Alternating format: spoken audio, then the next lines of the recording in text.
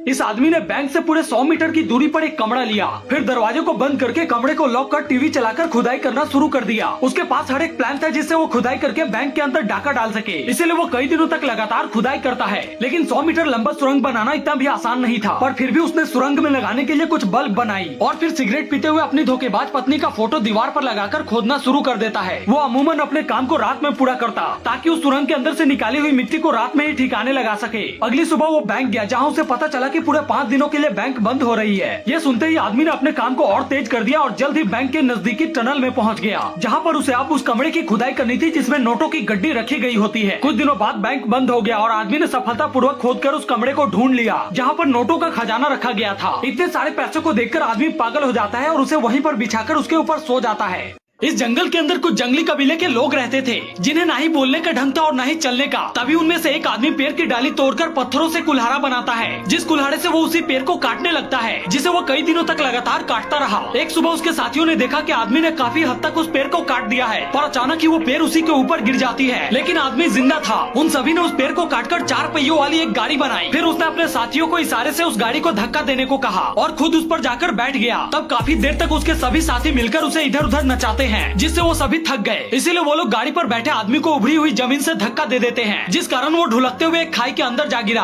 कुछ देर बाद जब आदमी को होश आया तब वो खुद को किसी और जगह पर पाता है। वहाँ उसने पहली बार एक आदिवासी लड़की को देखा। तब वो उसे जाकर डरा देता है, जिससे वो चिल्लाने लगी। इसीलिए लड़की के कबीले के लोग उसे बांधकर अपने साथ ले जाते हैं। कबीले के लोगों ने जब उसे देखा तब शिकार समझकर सभी उसके पीछे पड़ जाते हैं, पर राजा के आदेश के बिना कोई भी उसे नहीं छू सकता था।